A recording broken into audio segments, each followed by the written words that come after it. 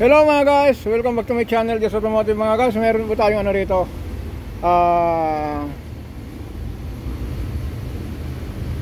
palit ng ito timing belt, or replace timing belt for 140,000.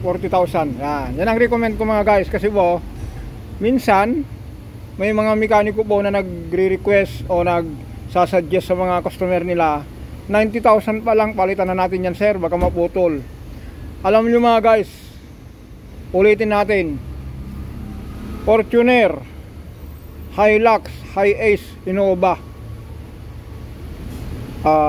iisa lang po ang makina po nyan. Naka-recommend po nyan 150,000. Yan po ang ibinigay ng nagdisenyo po ng makina na yan, o kaya yung engineer yung makina na to. Kasi alam nyo natin mga guys, ito po kasi mga guys, ulitin natin yung timing belt po kasi ng 2KD, 1KD po, napagkagaan po yan kung i-compare po sa Montero. Yung Montero po kasi mga guys,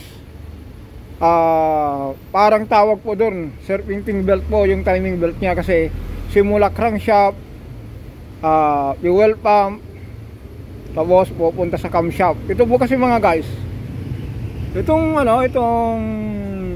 injection pump, fuel pump, ang nagdra-drive po dyan yung crankshaft gear po nyan. Meron pong ginamit po dito na na tawiran, yung idler gear, o kaya ipinasa po yung pwersa po nyan sa pamamagitan ng gear. Tapos ito naman po, ang i-drive nya lang po, ito lang, napakagaan. Kaya po yung manual po ni Fortuner, Hilux, Hi-Ace, Innova po 150. Nabanggit ko yan guys, kasi minsan may mga customer tayo rito, kapapalit lang daw ng timing belt nya nung bago mag-100, 150 pa lang daw yung tinakbo, naka 60,000 pa lang. Bakit daw umilaw uli yung bakit daw umilaw yung timing belt nya? Nung 90 plus hindi umilaw kasi malayo po yung malayo pa po yung reading po noon. Kasi po ulitin natin, Hi-Ace, Hilux, Fortuner, Innova, Hilux, ito Fortuner, 2KD, 1KD po, recommend po 150,000. Wag nyo paniwalaan po mga guys, yung yung 90,000 pa lang, palitan na natin. Halata po yun, halata. Gusto lang magkaroon ng ng income, o kaya labor, ganun lang po yun. Pero sa atin mga guys, hindi po. Sana itong pinakasabi ko, ito para sa para sa mga customer, hindi po para sa mga mekaniko. Alam ko po sa mga mekaniko po nito, against sa akin. Kasi po, minsan po kasi meron madalas sa akin, pupunta rito, sabihin, yes, i-reset ko nga yung timing belt ko kasi kapapalit pa lang, bakit umilaw na? Halimbawa, nung pinalitan ko, bago mag-100, nakatakbo pa lang ako ng 60, umilaw na naman. Ibig sabihin, sira na naman yung timing belt ko. Sir, ganito po kasi yan.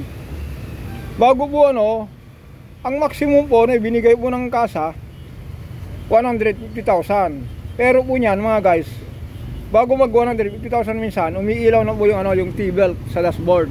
Yun po nagbibigay po ng sinyalis po na for replace na po yung timing belt. Okay, ganun lang po mga guys, kasi ang pinalitan natin dito, kung pansinin nyo mga guys first time pa lang ang palitan nito.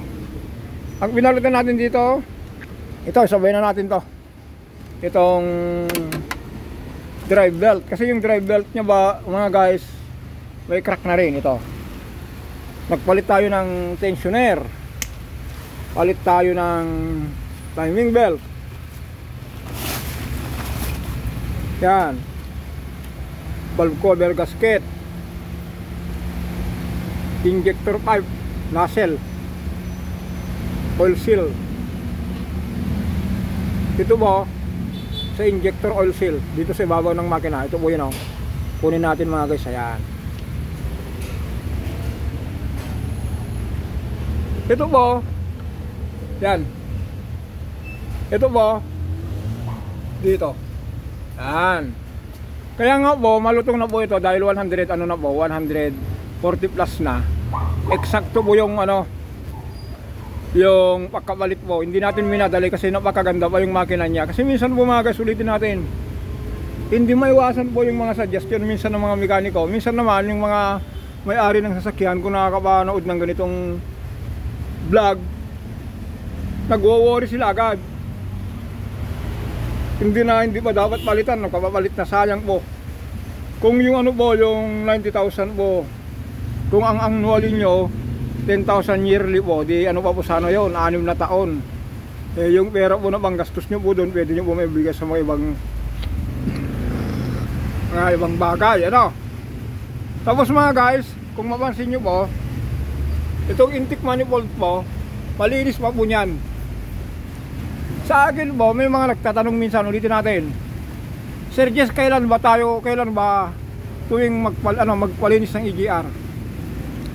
Depende kasi yan mga guys. Pagdating po sa EGR po, kung hindi nyo po inalagaan ng change oil, yung interval ng change oil nyo po, alam nyo po, yung EGR po nyan, doon po makakaroon po ng problema. Lalo po dito sa Metro Manila, dito sa NCR. Mas marami po yung idling. Mas marami po yung idling mga guys, mas lalong gumagana yung EGR.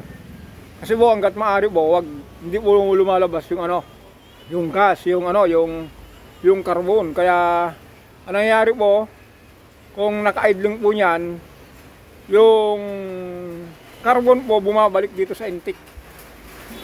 Yun po yung gumagana yung exhaust gas recirculation. Pero kung maiwasan nyo ng ganun guys, change oil po alagaan nyo, interval ng change oil. Halimbawa po, synthetic. Kung 10,000 po recommenda, gawin nyo po 8,000.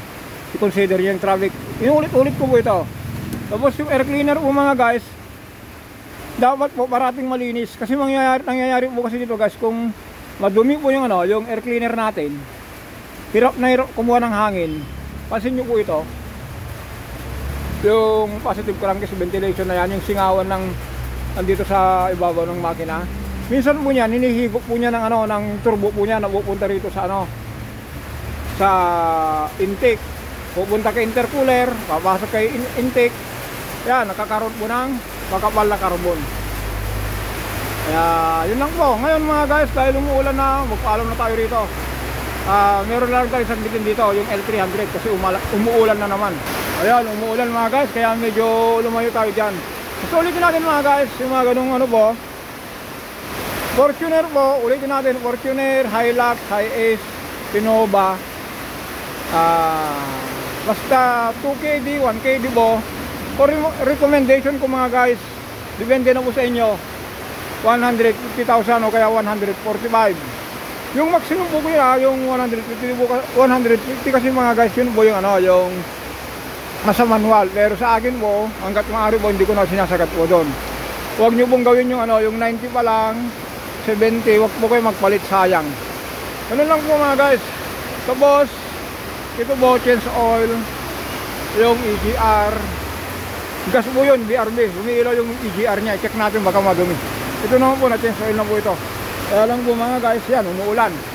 Ulitin natin, kung kailan magpalit ng timing belt ng Hi-Ace, Hilux, Fortuner, Innova, 2KD and 1KD engine, 140,000 mga guys, pinakasit na po yun. Yung paglilinis po ng ng EGR mga guys, isabayin nyo na lang po. Kasi po, ang Fortuner po, mga Innova po ngayon, yung mga 1KD, 2KD po, hindi po dumihin po yun na katulad po ng Montero. Yung mga Montero mga guys, Ford Everest, Ford Ranger yun. 80,000 pa lang, 70,000, madumi na po yun. Kaya yan, hanggang dito na lang po tayo for the next video. Yung L300 na binanggit ko mga guys, wala, hindi naman natin kasi yung makina nakakumot. Kaya hanggang dito naman tayo for the next video. Bye bye.